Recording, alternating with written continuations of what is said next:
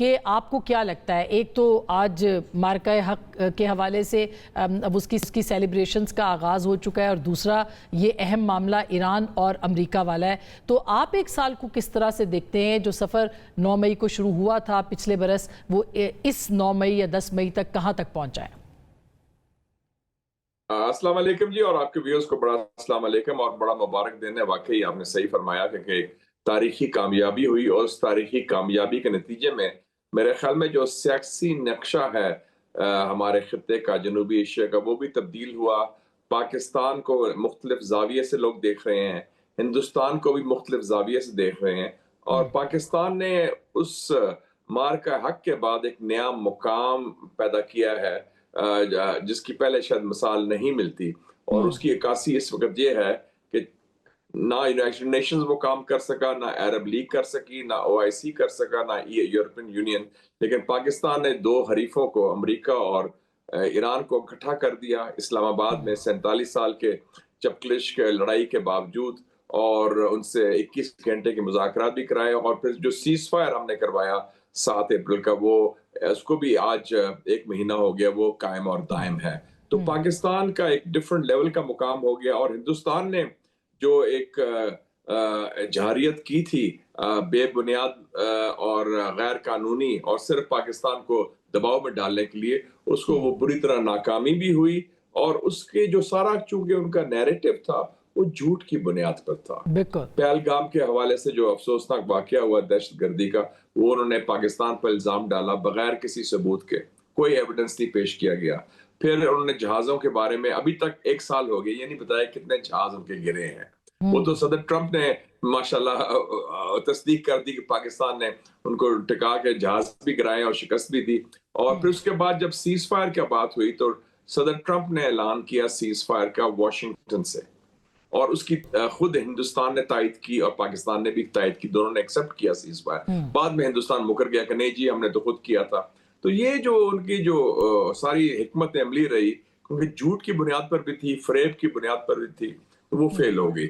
تو اللہ تعالیٰ نے پاکستان کو ایک نئی آئی تھنک ریجوینیشن کہہ لیں، اور ایک نیو لک دے دی ہے، اور ری ڈسکور لوگوں نے کر لیا، خاص طور پر صدر ٹرمپ نے بھی۔ تو انہوں نے کہا یہ پاکستان میں بڑی جان ہے، یہ چھوٹا ملک ہے لیکن اس نے ہندوستان کو پینٹی بھی لگا لی ہے، اور ان میں ہمت اور حوصلہ بھی ہے، اور دبنگ اور دلیر بھی ہیں۔ تو وہ ایک نیا ریلیشن شپ بھی ہمارا امریکہ سے پیدا ہو گیا۔ اور اب دیکھ لیں کہ یہ ایسی اللہ کی شان دیکھیں کہ چاہے ایران ہو یا چین ہو یا امریکہ ہو یا سعودی عربیہ ہو یا ترکی ہو یا روس ہو، بیک وقت سب کا پاکستان کے اوپر اعتماد بھی ہے، اور ان کا ایک پاکستان کا احترام بھی ہے، اور وہ سمجھتے ہیں کہ پاکستان ہی کے ذریعے اس امن قائم ہو سکتا ہے۔ بالکل مشاہد صاحب، آپ تو تاریخ کے طالب علم رہے ہیں بھی، اور آپ نے تاریخ کو دیکھا بھی ہے، پڑھا بھی ہے۔ آپ کو لگتا ہے کہ ایک مرتبہ پھر پاکستان تاریخی رول میں ہے، اور پاکستان کی جو ڈپلومیسی ہے اس کے اندر یہ ٹرانسلیٹ ہوئی ہے کامیابی جو گزشتہ سال جو تھی وہ پاکستان نے حاصل کی تھی؟ اس سے آگے کیا ہے؟ ظاہر ہے کہ معاشی طور پر تو ہم کہتے ہی ہیں کہ اس کو اس کے اندر بھی ٹرانسلیٹ ہونا چاہیے، لیکن چیلنجز بھی تو بہت اب بڑے بڑے ہیں۔ آپ کے 2 بارڈرز، افغانستان بھی، انڈیا بھی، اب تو ایران بارڈر کے اوپر بھی ظاہر ہے ایک طرح سے جنگ تو وہاں پہ ہے ہی ہے، پاکستان کے خلاف نہیں لیکن کم از کم خطرہ موجود ہے۔ تو کیسے آپ دیکھتے ہیں اس ریجنل کانٹیکس کے اندر پاکستان کے کردار کو؟ لیکن یہ چیلنجز تو ابھی بھی موجود ہیں، پہلے بھی تھے، لیکن ان چیلنجز کے باوجود پاکستان نے یہ ایک حیثیت حاصل کی ہے، ایک مقام حاصل کیا ہے۔ بنیادی طور پر تو وہ the world دیکھیں جی عاصمہ صاحبہ، it's a very brutal world۔ آج کا تو لا آف دا جنگل ہے، اور جب ہم نے ڈیلیور کیا، پرفارم کیا، اور بیٹل فیلڈ میں کیا، تو لوگوں نے کہا کہ یہ تو پاکستان یہ بڑا اسٹرانگ ریجنل پاور ہے، ان میں بڑی جان ہے، اور یہ اپنے ملک کا دفاع بھی کر سکتے ہیں، ہندوستان کو پسپائی بھی کر سکتے ہیں۔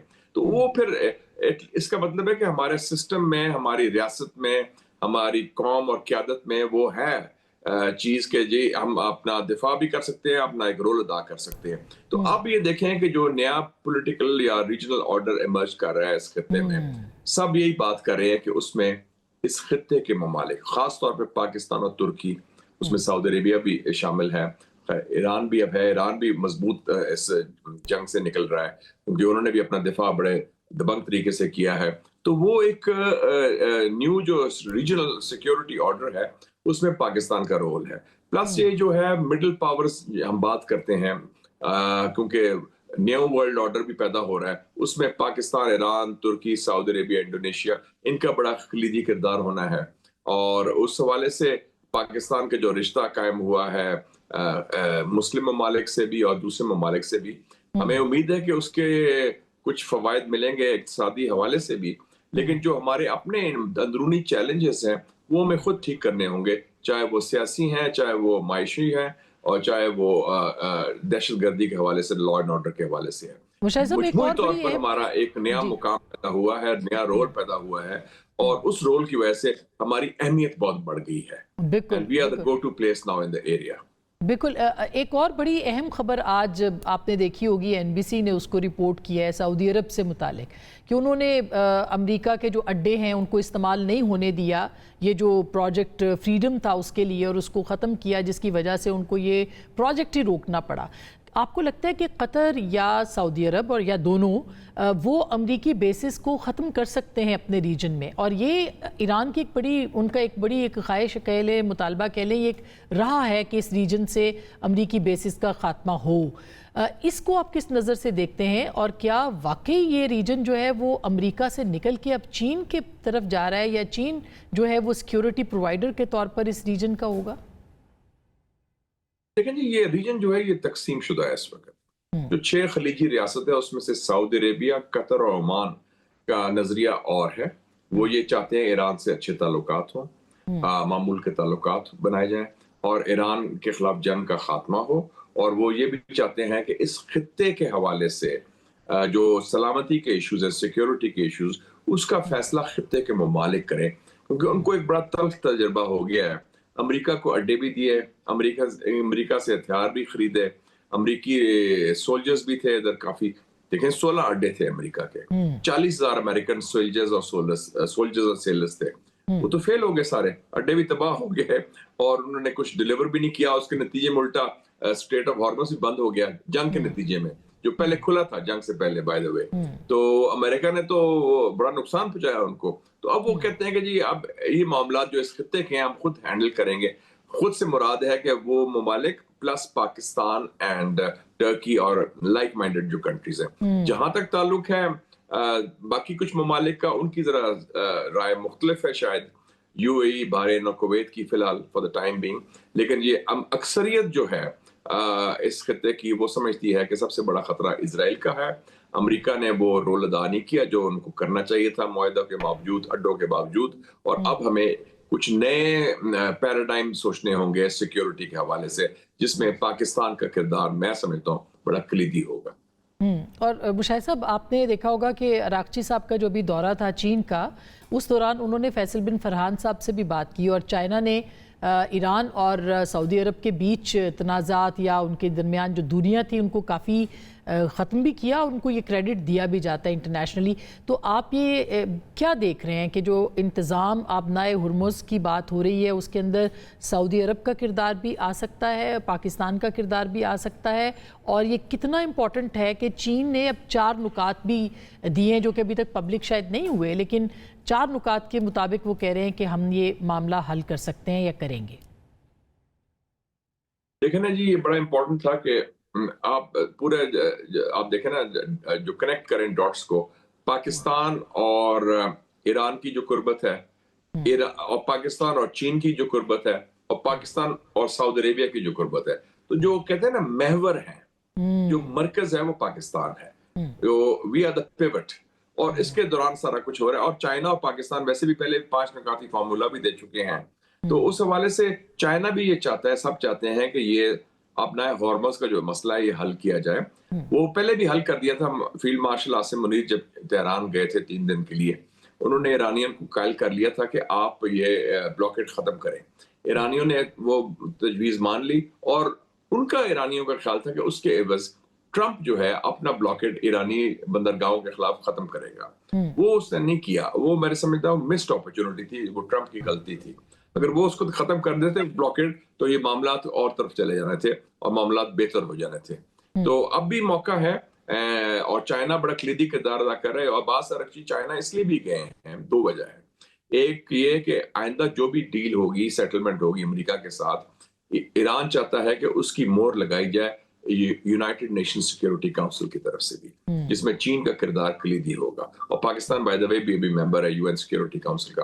اور دوسری وجہ یہ ہے کہ آج کے دن ایک ہفتے کے بعد صدر ٹرمپ نے شی جن پنگ کو ملنے جانا ہے بیجنگ میں.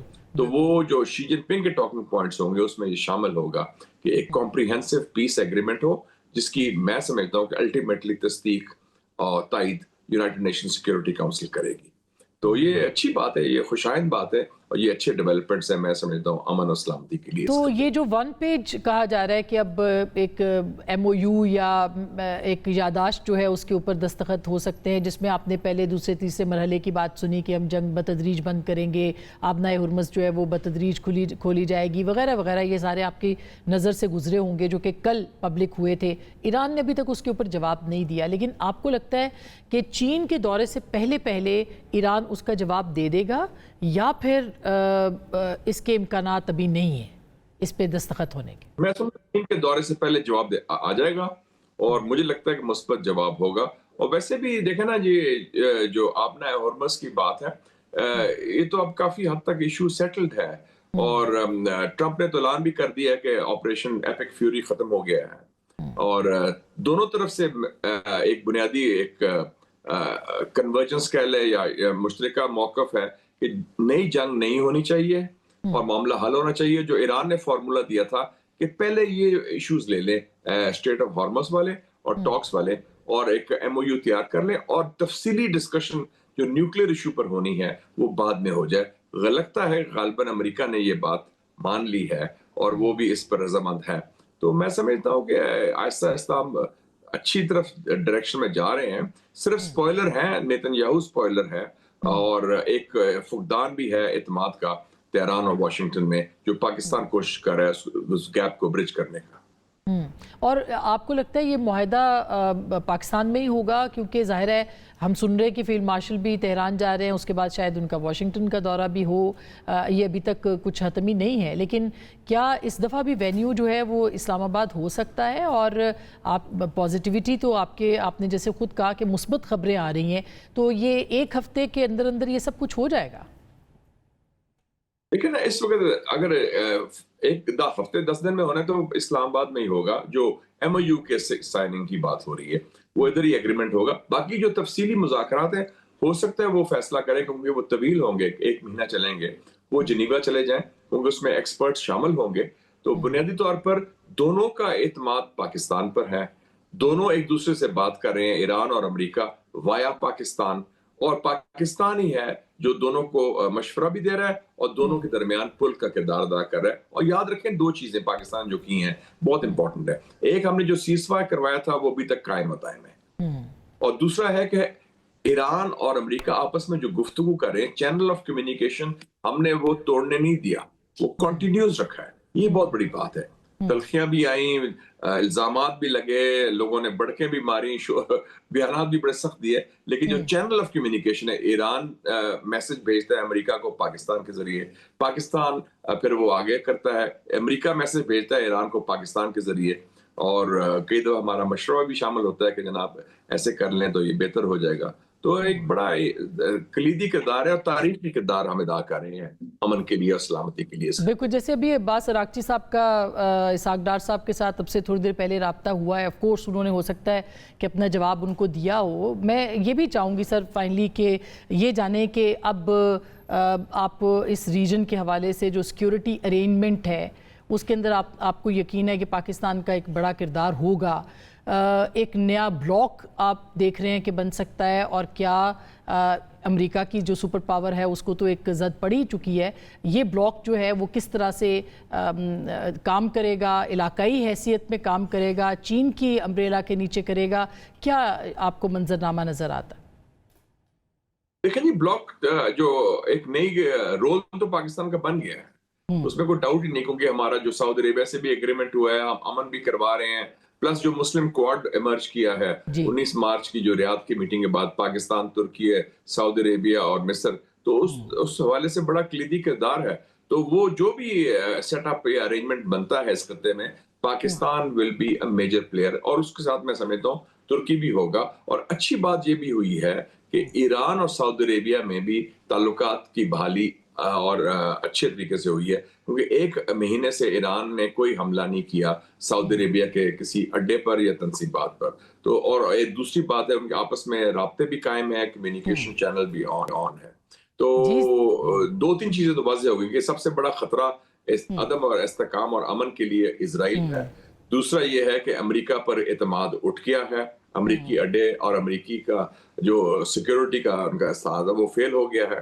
اور تیسرا یہ ہے کہ اس خطے کی سیکیورٹی، اس خطے کے مستقبل کے حوالے سے، سیاسی اور فوجی مستقبل اور سلامتی کے حوالے سے اب فیصلہ اس خطے کے ممالک کریں گے، بشمول پاکستان اور باقی مسلم ممالک۔ بہت یہ بہت بنیادی شکریہ سبق آ گیا۔ اور ایک فائنل سبق تو بڑا کلیئر ہے، گلف کے پاس بڑا تھا ان کے پاس، لیکن you can't out source your security.